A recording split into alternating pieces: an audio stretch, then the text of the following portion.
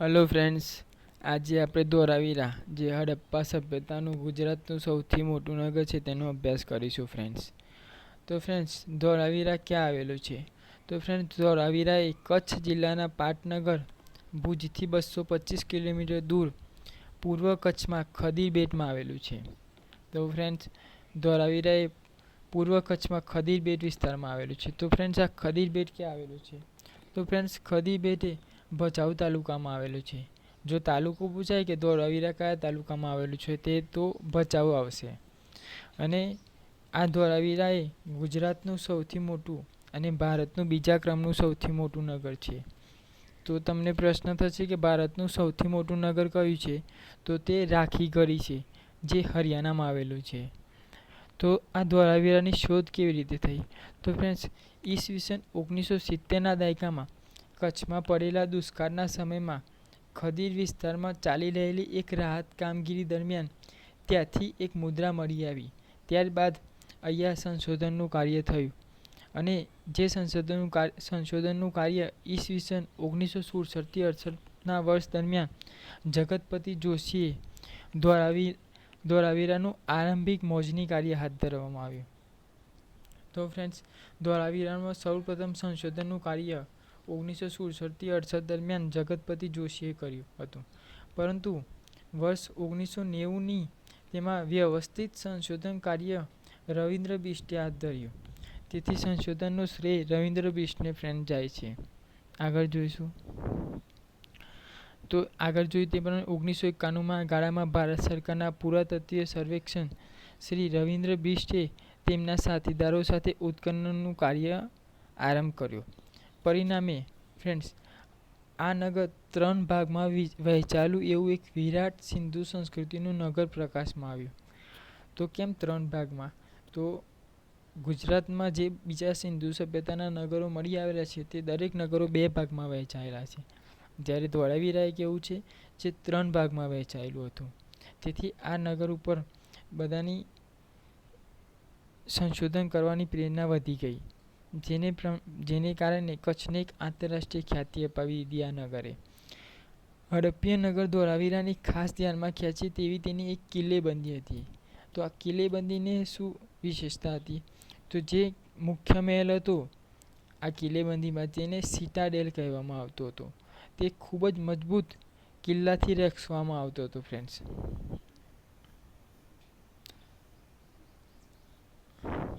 સિટાડેલ કહેવામાં આવતું હતું. આ પરીક્ષામાં તમને મહત્વનું સાબિત થઈ રહે છે, કેમ કે આ પ્રશ્ન તમે કોઈ પુસ્તકમાં નહીં વાંચ્યો હોય કે ધોળાવીરામાં જે મુખ્ય મહેલ હતો તેને શું કહેવામાં આવતું હતું? તો એને સિટાડેલ કહેવામાં આવતું હતું. તે ખૂબ જ મજબૂત કિલ્લાથી રક્ષવામાં આવ્યો છે. બીજો કિલ્લો આ મહેલ તેમજ ઉપલા નગરની સુરક્ષા માટે બાંધવામાં આવતો હતો. તો જે બીજો કિલ્લો હતો તે મુખ્ય મહેલની તેમજ ઉપલા નગરની સુરક્ષા માટે બાંધવામાં આવતો હતો ફ્રેન્ડ્સ. આજથી 5000 વર્ષ પૂર્વે કચ્છના આ શહેરમાં દુશ્મનોથી સાવધ હશે તેવી આ ઉપરથી અંદાજ કરી શકાય છે. અહીંની સુશોભિત સ્તંભો પણ વિશેષતા છે. તો આ અહીંયા જે સ્તંભો મળી આવે છે ફ્રેન્ડ, એ ખૂબ જ સુશોભિત હતા. જે પૂનાની ડેક્કન કોલેજના પૂર્વ નિયામક ડૉક્ટર M.K. ધવલીકરનું માનવું છે કે શંકુ આકારના સ્તંભો કોઈ સ્મારક સ્તંભો હોઈ શકે છે, કે આ જે ત્યાં સ્તંભો મળી આવેલા છે ત્યાં કોઈ સ્મારક હશે તેવું તેના પરથી કહી શકાય છે. અને એ માન્યતા હતી કે સિંધુકાલીન લોકો કલાના ઉપાસક ન હતા, તે આ વસ્તુ નકારે છે ફ્રેન્ડ્સ.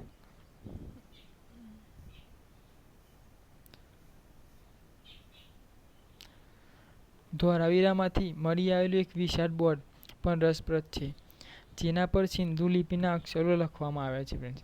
આ બોર્ડ પર લુગદી જેવા પદાર્થ વડે ચોડીને સફેદ પદાર્થથી લખાયેલ દક્ષ અક્ષરોની એક સંજ્ઞા છે. જ્યારે પણ લિપિ ઉકેલાશે ત્યારે બોર્ડ પરની સંજ્ઞાઓનો ઉકેલ ખૂબ જ રસપ્રદ નીવડશે ફ્રેન્ડ્સ. તો અહીંયા 10 અક્ષરોનું એક સાઇન બોર્ડ મળી આવ્યું છે, જેને નેમ પ્લેટ પણ કહે છે ફ્રેન્ડ્સ. તેની લિપિ હજુ સુધી ઉકેલાયેલી નથી. અને ફ્રેન્ડ્સ, અહીંની પાણીની બચત કરવા માટે વરસાદી પાણીનો સંગ્રહ કરવાની અને દૂરની નદી તેમજ ઝરણામાંથી પાણી લઈ આવવાની સુંદર યોજના અહીં જોઈ શકાય છે. મહેલમાં પાણીનો એક મોટો ટાંકો છે, જેમાં વિશાળ ગરનાળા દ્વારા નદીનું પાણી લાવવામાં આવે છે. તો મહેલમાં એક વિશાળ પાણીનો ટાંકો છે અને આ ગરનાળાનું ભૂગર્ભમાં હોવાથી કિલ્લો બંધ હોવા છતાં પણ પાણીનો આ પ્રવાહ ચાલુ રહે છે. જો કિલ્લો બંધ હોય, કેમ કે જે પાણી લાવવામાં આવતું હતું આ ટાંકામાં તે ભૂગર્ભમાંથી લાવવામાં આવતું હતું, તેથી જ્યારે કિલ્લો બંધ હોય ત્યારે પણ પાણીનો પ્રવાહ ચાલુ રહેતો. વરસાદી પાણી ભેગું થઈ તળાવમાં ભરાય તેવી રચના પણ છે, જ્યાં નહાવા માટે એક મોટો હોજ પણ છે. મહેલની બાજુમાં રમતગમતનું વિશાળ મેદાન મળી આવેલું છે. ફ્રેન્ડ્સ, આ બાબત પણ મહત્વની રહેશે કે મહેલની આજુબાજુ રમતગમતનું વિશાળ મેદાન મળી આવેલું છે. એવો પ્રશ્ન પૂછાય કે રમતગમતનું મેદાન સિંધુ સભ્યતાના કયા નગરમાંથી મળી આવેલું છે? તો તે ધોળાવીરામાંથી આવશે. તેમજ પાણીનો ટાંકો, એક મહેલમાં મોટો પાણીનો ટાંકો ક્યાંથી મળી આવેલો છે? તો તે પણ ધોળાવીરામાંથી આવશે. ફ્રેન્ડ્સ, એ મેદાનની એક તરફ મહેલમાં બેઠેલી વ્યક્તિઓ અને બીજી તરફ નગરજનો બેસીને રમતગમત કે અન્ય કાર્યક્રમ જોઈ શકે તેવી વ્યવસ્થા છે. મહેલથી થોડે દૂર ઉપલું નગર છે, જેમાં ધનિક અને વેપારી વસતા હશે. તો પ્રશ્ન ઉપર આવી શકે કે મહેલથી થોડે દૂર ઉપલું નગર છે, ત્યાં કેવા લોકોનો વસવાટ થતો હતો? તો ત્યાં ધનિક અને વેપારીઓ વસતા હતા. 2 થી 5 ઓરડાવાળા મોટા મકાનો પથ્થરોના બનેલા છે. જે 2 થી 5 ઓરડાવાળા મકાનો હતા તે પથ્થરોના બનેલા છે. ખૂબ જ વ્યવસ્થિત અને કાટખૂણે કાપતા રસ્તાઓ છે. વપરાયેલા પાણીના નિકાલ માટે એક સુંદર ગટર વ્યવસ્થા પણ જોવા મળે છે. દરેક ઘરમાંથી નીકળતું પાણી ઘરની બહાર રહેલા ભોખાર જેવા માટલામાં અને ત્યાંથી ગટરમાં જતું હતું. તો જે અત્યારે આપણે વ્યવસ્થા હોય તે પ્રકારની જે વ્યવસ્થા છે ધોળાવીરામાંથી, તેવું આપણે જાણી શકીએ છીએ. ફ્રેન્ડ્સ, ઘરેણા બનાવવાની, મણકા બનાવવાની તેમજ કાના પાડવાની હાર પણ અહીં જોવા મળે છે. તો ફ્રેન્ડ્સ, અહીંયા જે જોવા મળતી મહત્વની વસ્તુઓ છે તો તે ઘરેણા બનાવવાની અને મણકા બનાવવાની ફેક્ટરીઓ પણ અહીંયાથી મળી આવેલી છે. તેમજ શંખ અને ધાતુની બંગડી પણ મળી આવેલી છે. ફ્રેન્ડ્સ, આ ઉપલા નગરની દૂર એક ગરીબ વસ્તી હોવાનું જણાય છે, જે પુરાતત્વવિદો નીચલું નગર કહે છે. અહીં કાચા પાકા નાના મકાનો દેખાય છે. શ્રમિક વર્ગ માટે પણ મેલા પાણીના નિકાલની વ્યવસ્થા ઉપલા નગર જેવી જ છે.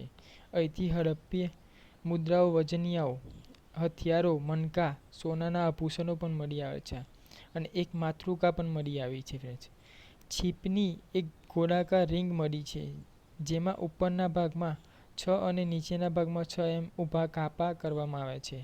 તો આ બાબતો પણ મહત્વની છે કે હડપ્પામાંથી મુદ્રાઓ, વજનિયાઓ, હથિયારો, મણકા અને સોનાના આભૂષણો મળી આવ્યા છે. ફ્રેન્ડ્સ, અને છીપ આકારની એક રિંગ મળી આવેલી છે. ફ્રેન્ડ્સ, આ દરેક માહિતી એક પુસ્તકમાં નોટ કરી લેજો. ફ્રેન્ડ્સ, વિધાનો અને પંચાંગની 12 રાશિઓના પ્રતીક નેવિગેશન કમ્પાસ હોકાયંત્ર મળી આવેલ છે. તો પંચાંગની 12 રાશિઓનું પ્રતીક પૂછાય અથવા તો હોકાયંત્ર પૂછાય તો તે બંને એક સેમ જ છે, જે ધોળાવીરામાંથી મળી આવેલ છે. સુમેરિયન ઇતિહાસમાં સિંધુ કાંઠે મહાબંદર હોવાનો ઉલ્લેખ છે, તે ધોળાવીરા હોઈ શકે છે. તો ફ્રેન્ડ્સ, સુમેરિયન ઇતિહાસમાં સિંધુ કાંઠે એક મહાબંદર હોવાનો ઉલ્લેખ છે, તે કયું હોઈ શકે છે? એવો પ્રશ્ન પૂછાઈ શકે છે. તો તે ધોળાવીરા હોઈ શકે છે. છેલ્લે થયેલું સંશોધન અહીંથી કબરો બાબતનું છે. સામાન્ય રીતે એક સમયે ઉત્તર દક્ષિણે કબરો થતી, પરંતુ અહીં તે ઉપરાંત પૂર્વ પશ્ચિમ. તો આ એક યુનિક બાબત છે કે સામાન્ય રીતે બીજા નગરોમાં ઉત્તર દક્ષિણે કબરો થતી હતી, જ્યારે અહીંયા પૂર્વ પશ્ચિમ અને ઈશાન નૈઋત્યમાં કબરો મળી છે, જે અહીં મિશ્ર વસ્તીનું દ્યોતક છે. તો થોડી આ ધોળાવીરા વિશે અગત્યની અને ડિફરન્શિએટ કરતી વાતો જોઈશું. તો સ્થાપત્ય કલાત્મકતાનું અહીં આગવું લક્ષણ જોવા મળે છે. આ શહેર નદી કાંઠે આવેલું નથી અને તેથી જ કદાચ ખેતી તેનો મુખ્ય વ્યવસાય નહીં હોઈ શકે. આ શહેર નદીના કાંઠે આવેલું ન હોવાથી તેનો મુખ્ય વ્યવસાય ખેતી ના હોઈ શકે, પરંતુ અલગ હોઈ શકે છે. જમીનની અંદરથી પાણી લઈ આવવાની ગરનાળ પણ અહીંથી મળી આવેલ છે. એટલે અહીંયા જમીનની અંદરથી પાણી લાવવાની ગરનાળ મળી આવેલી છે. સંરક્ષણની આટલી મજબૂત વ્યવસ્થા મોહેંજો-દડો કે હડપ્પામાં પણ જોવા મળતી નથી. સંરક્ષણની બહુ જ મજબૂત વ્યવસ્થા હતી, જે 3 ભાગોમાં વહેંચાયેલું નગર હોવાથી. લોથલમાં મૃતદેહો ભેગા દફનાવવાની પ્રથા જોવા મળે છે. તો અહીં અગ્નિદાહ આપ્યા પછી વધેલા અવશેષો દફનાવવામાં આવે છે. તો વળી લોથલમાંથી મોટા પ્રમાણમાં સિંધુ લિપિવાળી મુદ્રાઓ મળી આવી છે, જ્યારે અહીં જૂજ મુદ્રાઓ મળી આવેલી છે. સિંધુ લિપિવાળી અહીંયા 400 જેટલી લિપિઓના શબ્દો મળી આવે છે, જ્યારે લોથલમાં એનાથી બહુ બધા શબ્દો મળી આવે છે, જેથી જૂજ માત્રામાં મળી આવે છે. સિંધુ લિપિમાં લખેલા મોટું બોર્ડ પણ ધોળાવીરા સિવાય ક્યાંય જોવા મળતું નથી. જે અહીંયા બોર્ડ મળી આવ્યું છે 10 અક્ષરોનું નેમ પ્લેટ, એ આના સિવાય બીજે ક્યાંય જોવા નથી મળતું. આ સિવાય એક અગત્યની બાબત ફ્રેન્ડ્સ, વિશ્વના સૌથી જૂના થિયેટરના અવશેષો પણ ધોળાવીરામાંથી મળી આવેલા છે. અને આ ધોળાવીરા જે નગર હતું તે સમાંતરભુજ ચતુષ્કોણ આકાર ધરાવે છે. અને ધોળાવીરાને ત્યાંની સ્થાનિક લોકો કોટડા ટીમ્પા તરીકે પણ તેને ઓળખાવે છે. અને ફ્રેન્ડ્સ, જે ભારત સરકારની સ્વચ્છ દર્શન યોજના હેઠળ સોમનાથ અને ધોળાવીરાને આઇકોનિક ડેસ્ટિનેશન તરીકે પણ વિકસાવવામાં આવ્યું છે ફ્રેન્ડ્સ. તો આ દરેક જે અગત્યની બાબતો છે તમે એક નોટબુકમાં નોટ કરી લેજો ફ્રેન્ડ્સ. અને જો આ વિડીયો તમને પસંદ આવે તો વિડીયોને લાઇક અને શેર જરૂરથી કરજો અને ચેનલને સબસ્ક્રાઈબ કરજો ફ્રેન્ડ્સ. તો થેન્ક યુ ફ્રેન્ડ્સ.